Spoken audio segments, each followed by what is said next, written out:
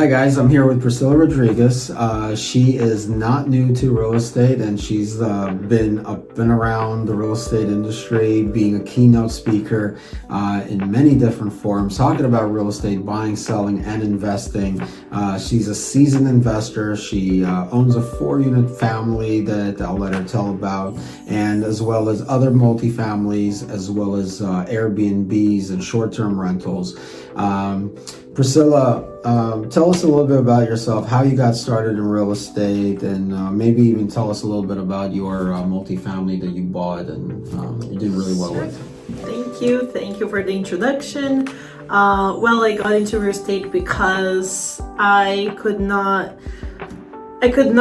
agree to pay rent forever, right? I come from a very entrepreneur family, and they always taught me to pay mortgage but no rent. So I went after an opportunity where I could afford paying mortgage in New York. As many of you know, it's not that easy, right? The price points are very high, so we actually went after a multifamily, and now I have my tenants to help me offset some of my living costs. So that journey and that whole process of buying a home made me fall in love with the industry and feel like I could pursue that as a career as well. And here I am. And how long have you been in real estate? Licensed real estate agent? Licensed real estate agent for 3 years. 3 full years? This is my third year. Your third year. Yeah. Okay. What was your experience in your first year, and which brokerage were you with? My first year was with Keller Williams, and I was a part-time realtor. I was still at my other job, but I took the first year to make sure to learn everything you could about the industry. I went after the best people possible to teach me, to guide me, to mentor me through this career. And I think I did find some of the best people in the industry for that. And thank you. And so yes, I took my first year to learn and make sure that whatever clients I did take in, I was servicing it the right way. And it went very well from there. And what was your experience in your first year? Like, what are some wins and maybe some losses or some challenges that you've experienced as a first year real estate agent? Well, I started like probably everyone starts, right?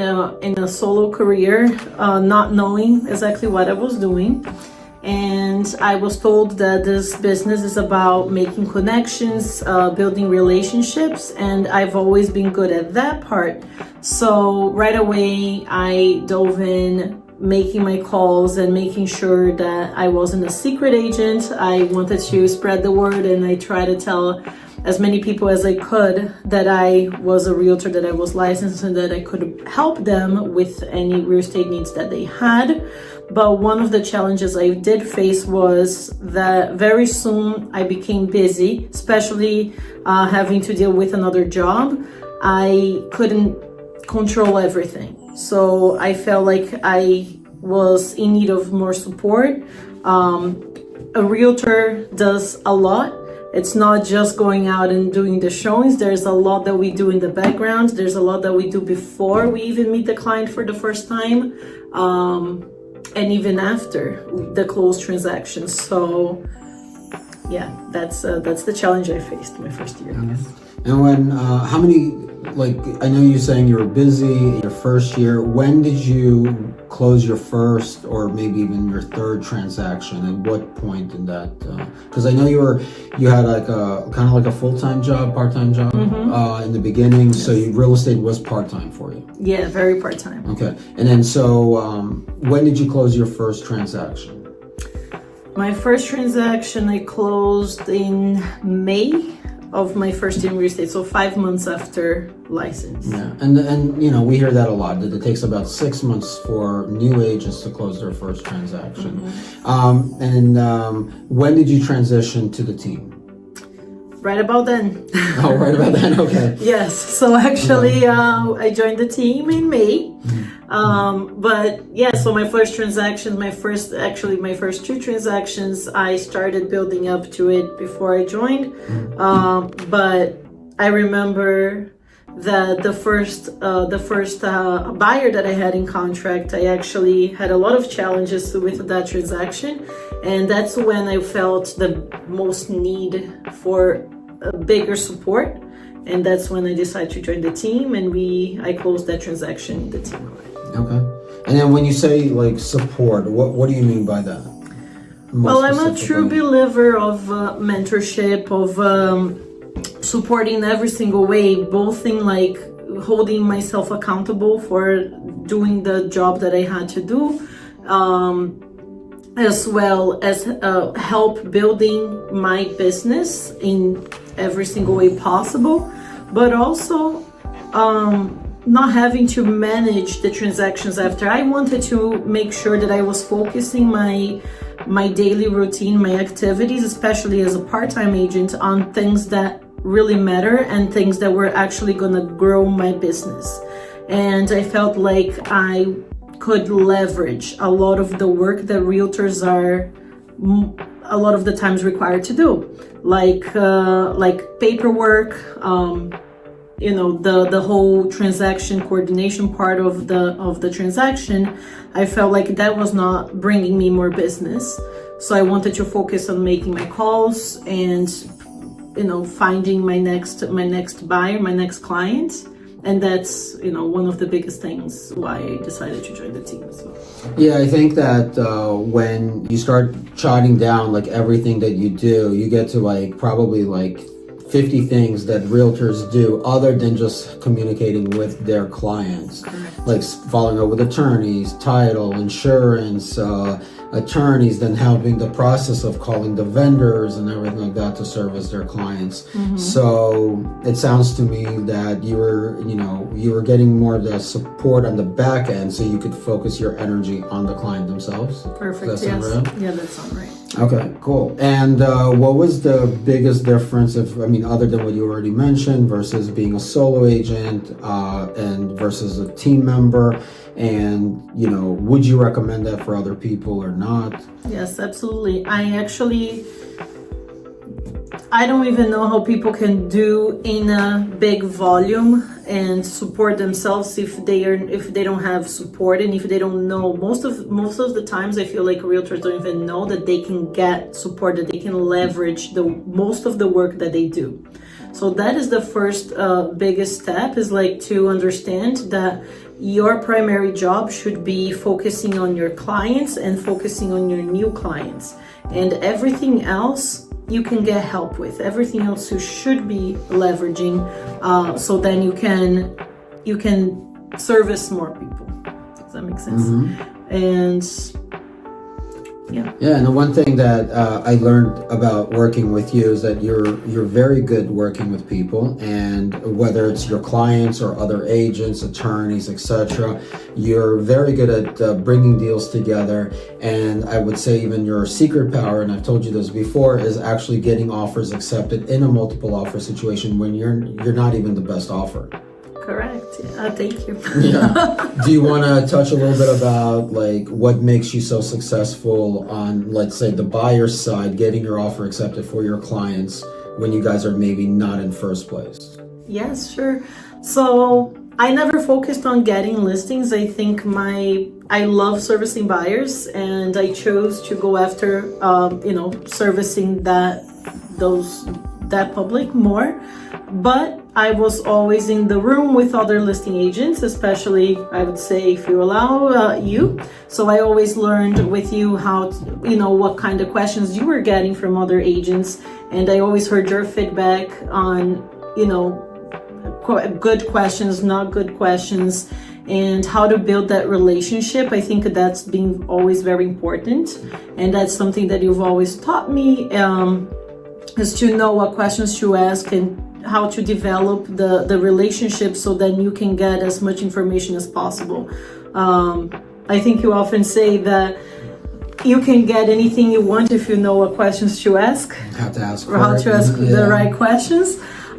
So this is what I've been trying to get better and better. And that's one of the main reasons why I'm able to then go back to my buyer client and give them all that information that I learned that most agents don't.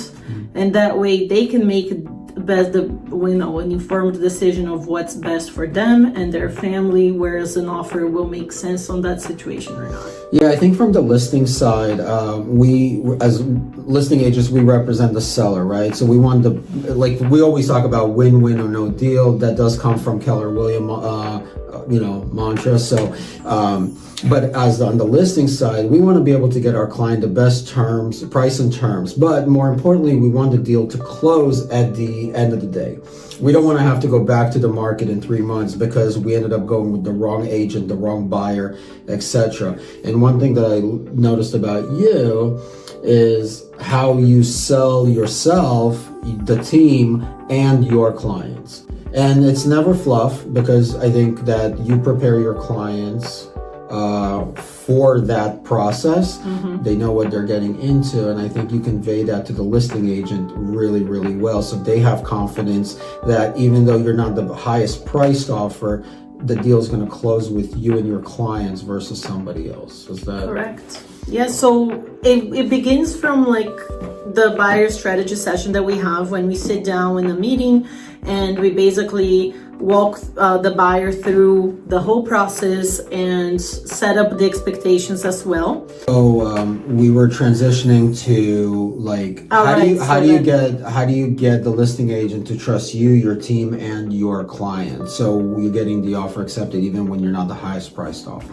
Yeah, so everything starts with our buyer strategy session, where I sit down in a meeting with the buyer and I walk them through the whole process of home ownership, but also ask them a lot of questions, set up the expectations, and ultimately we want to let them know that we work with the best people in this industry and that we have worked with amazing attorneys, amazing lenders that will get them actually the best deals.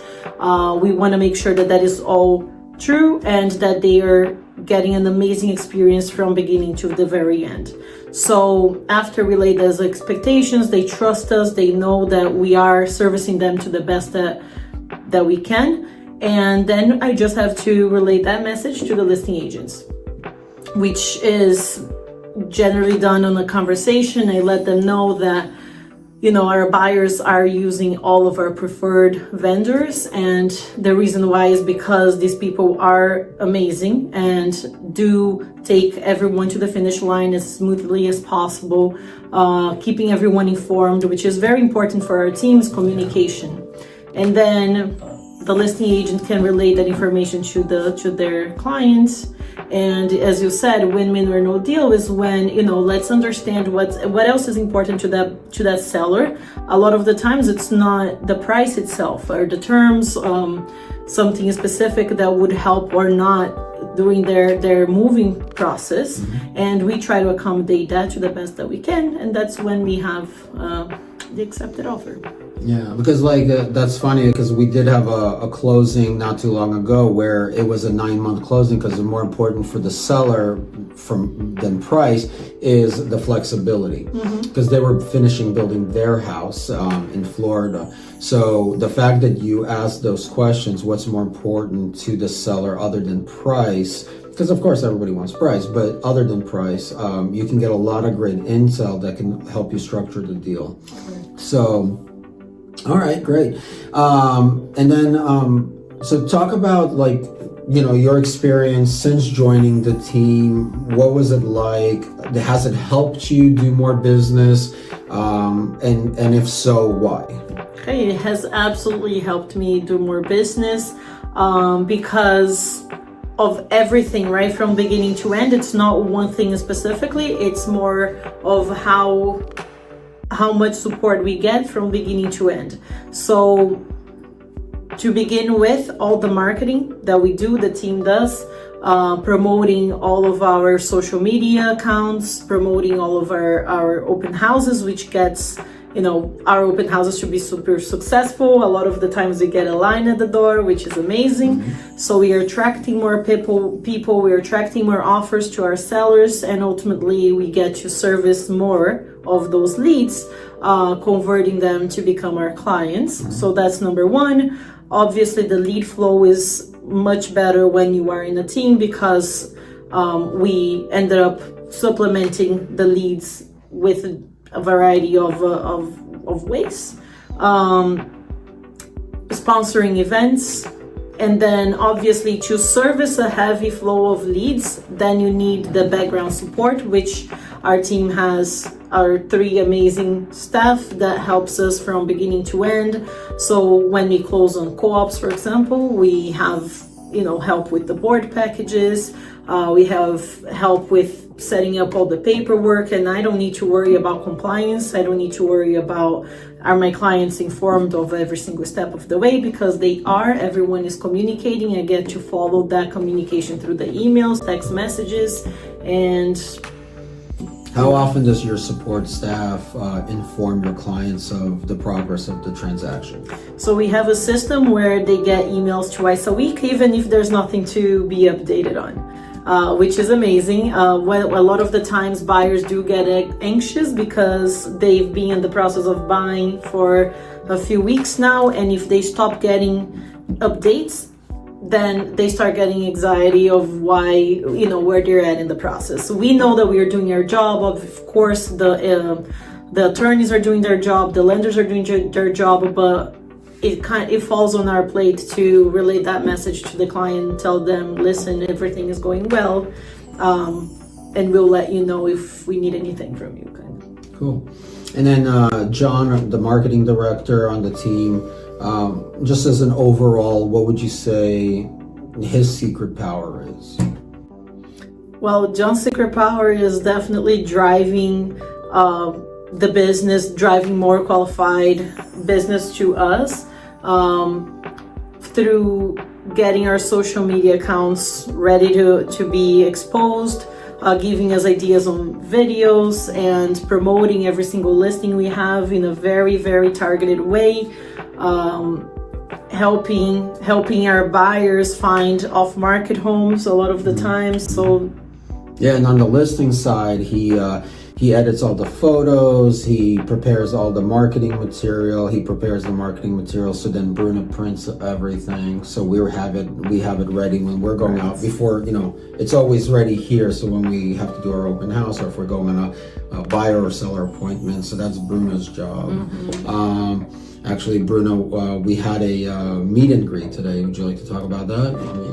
Yeah, sure. One of the things we did when we moved to this office is we wanted to make sure everyone around us knew that we were working and that we were busy. So today we had a little open house. We had some bagels and we called it an open donuts. house, but it was like for the building, all the tenants in the building. Yes.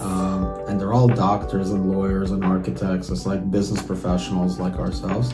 And we wanted to get to know them. So it was like a meet and greet kind of. Yeah, it was really successful. It Yes. was really good. And then Bruna took, kind of helped us prepare everything and, pick up all the supplies, the bagels, the donuts, the coffee, everything like that. She spread the word in the building, that we had this event. Yeah, so it sounds like as a team, you can do a lot more together than individually. Is Correct, that fair absolutely. to say? Yes. All right, cool.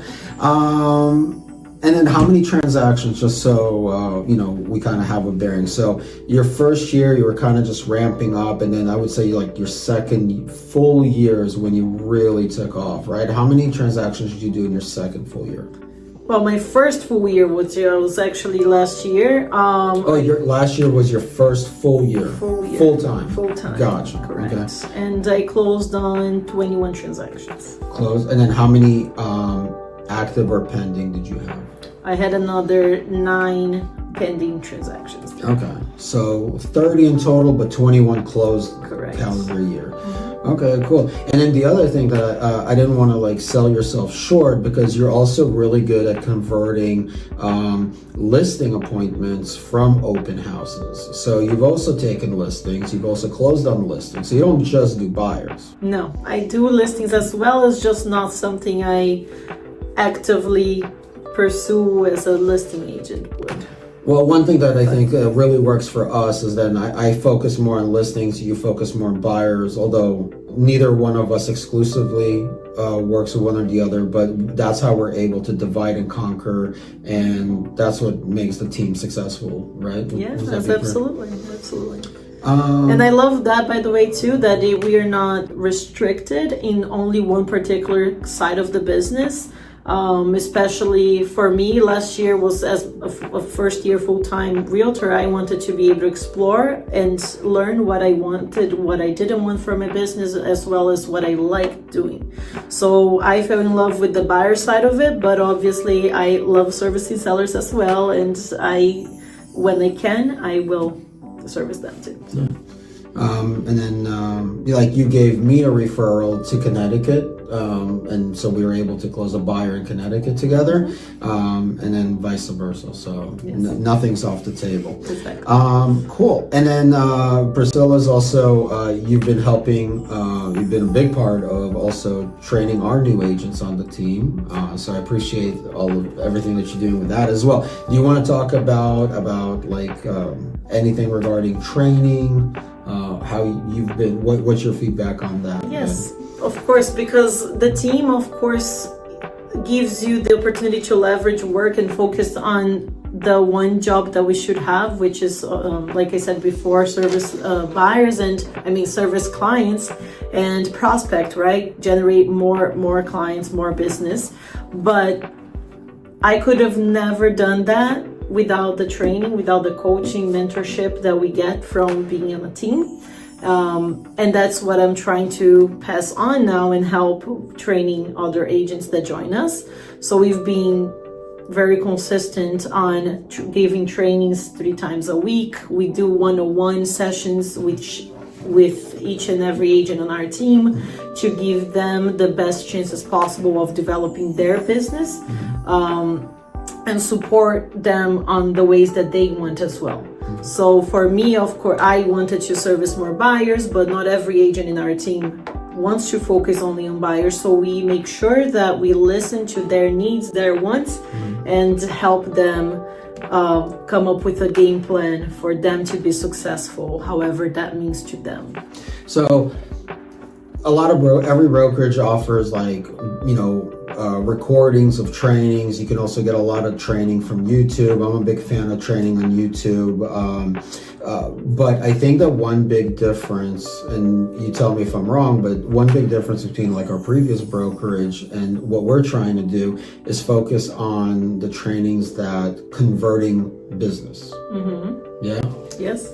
The training that that we're offering is more focused on converting the business, as opposed to being very broad and general. Okay, we're very specific when you're teaching. So one thing that I noticed about like other brokerages versus what we're doing as a team is we're focusing more on the training that actually converts business, buyer and seller business. Would you agree with that, or are you more of the mindset that, hey, broad is better or more focused is better? No, I think that all of our training are very purposeful, very direct. We literally come up with a game plan on what steps to do or what steps to take to generate more business. Just today, when we are planning the next month, we always come up with trainings that both cover very specific points like scripts, right? We practice a lot of scripts. Who do you want to call? Let's practice that. As well as what are your goals? Let's come up with a game plan for your goals so you can achieve them. And we break it into steps and literally give every single agent like a path for success. The roadmap for success. Roadmap, yeah. And then like today you ran a training on 411 and GPS. Can you touch on that? Yeah. What that looked like? So every last Monday of the month, we run this class from 411. So where we together as a group, as a team, we are able to come up with the goals that you have for the year, for the month, and how to achieve them. What activities do you need to do in order to achieve these goals? So today you actually ran a class on the 411 and goal setting. Can you talk about that? Yeah, for sure. So today we ran the 411 class, which basically talks about our goals for the year, month, and what activities. That's the most important part, is that I focused a lot of the training today on what activities do we must be doing in order to achieve those goals. Because setting up goals is very easy. Everyone can come up with a crazy number, a crazy amount of business that they want to achieve for the year. But if you don't know what activities to do in order to achieve that goal, then it's in vain. And that's where we focused on today. Okay, let's be very purposeful. Let's be very specific on what we need to be doing every single day in order to achieve the bigger goal for the year. Yeah, I think setting high goals is important, but making sure they're also realistic. So it's like if you haven't closed a single transaction and you want to close 50 in your first year, that probably is not realistic. Correct. But setting high goals is really, really important. So last year you did 21 plus 9 in the pipeline. What is your goal for 2025 closed? Okay, I want to have 40 transactions closed this year. And we're gonna do another video next year to see how you did. Yes. Okay, but 40 closed transactions. I want to have 40 closed transactions. All right, very good. So, and you're very busy. You're on the phone all the time. You're sponsoring events. You're a keynote speaker in many events. So you're definitely putting yourself out there. You're talking. You're having as many conversations as you can with new people, as well as following up with existing client base, right? Yes. And then on average, how many open houses would you do, let's say, per month? Well, per month right now, my goal is to do at least 4, which is once a week. But my goal has definitely changed. Before I have done 2 every week, and it depends on what is the lead flow for that month. Meaning how busy you are already. Gotcha. But let me ask you this. If it's a new agent, they don't have a big pipeline yet, how many open houses do you recommend they do per week, per month? As many as possible. I mean, when you're a new agent and you don't have any other source of leads, open house is probably your primary source of leads. So when I started, I was doing at the very least 3 open houses every week, during the weekends. I wasn't doing anything else. You don't have a lot of clients. You're probably not doing a lot of showings. So you should be focusing all your free time or weekends on open houses for sure. Cool. Okay. You just left previous brokerage. You joined Real in January. Why did you make the move? That's a great question. I believe that we made a decision as a team in what would be best, because our goal as a team now is not only to grow our own personal business, but also grow the business itself. And we learned with Rio that they had great splits, great community, great technology that we can use to make sure we are improving our business. So, all of that combined made us make the move. What would you say is the biggest difference in the technology? Because everybody talks about how great their own technology is, and I'm sure some are better than others. We did really like what Real had to offer on the tech side. What do you see? Why do you like what Real has to offer in terms of the tech? In terms of technology, I think their system is just really easy to use. We were able to get going on the first day or 2. They have this very advanced. They have AI included on their system. So basically, any questions you have, any document that you want, you basically just log in your account, type in on the AI little chat, and they come with the answer. So that's number one. Another, like how they integrate everything together. So they have their own type of DocuSign, for example. And when you send that to a client, you can associate that document with a listing, with a transaction that you have on your pipeline, and that will automatically be uploaded to that transaction. That way, you know that as soon as it's signed, you are good to go, and it makes TC work much easier. Yeah. So the one thing that you mentioned about the platform, the fact that it took us like one day, or so, to get onboarded, that is that I totally forgot about that, because I've been with 5 different brokerages over the past decade plus, and onboarding has never been easier. And the DocuSign too, because it's embedded in the platform, it just makes it super user friendly. So that's a really good point too. What about the obvious question, right? Everybody wants to know commission, splits, caps. A lot of agents actually that I spoke to don't even know about caps. Can you talk a little bit about caps and then the splits that Real has to offer? Yeah, so we are on a 1585 split. We have team members have $6,000 cap. If you're not a team member or solo agent, you're on a $12,000 cap, which is very easy to accomplish.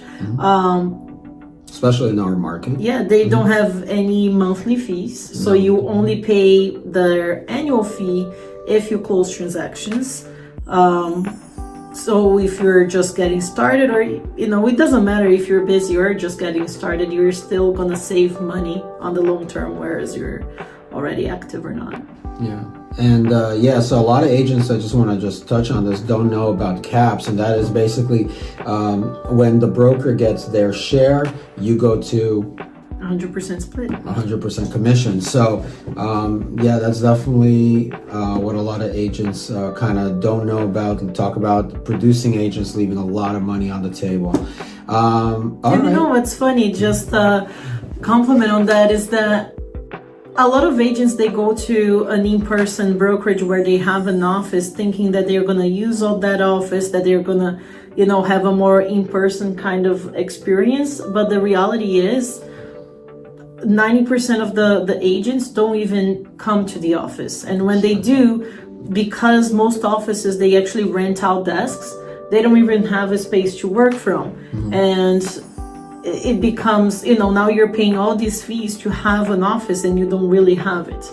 So with Real, you are working from your desk, you're working from home, and you're still getting the whole full experience. You're getting all these trainings every single day. They have at least like 3 different classes that you can attend, live or recorded, and they are all taught by big producers. You have to not only cap, you have to have a certain tier of business to be teaching these classes, to be running the trainings. And so you get that experience of being in contact with top producers, with agents that are very, very busy, not only New York but also Yeah, like our sponsor does a lot of YouTube videos, and I would say he's been my inspiration for us sitting down here and doing them. His name is Malcolm Lawson, great guy. He's been really great. Anytime I have a question, he's always been great to pick up or call me right back. So just because you're cloud-based does not mean you're disconnected. Real has a lot of top producers, like you mentioned, teaching classes, as opposed to other brokerages that they have just anybody who's available teaching a class, and they may not even be in production. To be able to teach classes, you have to be elite agent status, which means that you have to cap plus sell 20 transactions. So you're getting taught by the best in the industry. Okay, great. Anything else that you would like to share about yourself, or any advice to new agents just starting, just getting licensed? What would you say to them? I would say focus on what's actually important, right? Instead of focusing so much on splits. Because if you're not in production, then splits and doesn't matter, right? So instead of focusing on that, focus on what's actually going to elevate your business, what's going to get you into production as fast as possible, so you're not wasting time and you're not just working for free, right? So this is what I did. I think I can speak from experience that works. All right, so you got Priscilla here. She's an amazing agent. I have the privilege of working with here on the daily. If you have any questions for her, we'll leave her information in the comment section. I hope that's okay. Yes. Okay. So if you have anything to do with buyer strategy session, signing buyer agent commissions, agreements rather, as well as talking about listings and just how to basically convert more buyer leads and then converting buyer leads to closings. There's nobody better than I can recommend than Priscilla. So thank you for sitting here with us today and sharing some of your wisdom. Thank you very much. All right, great.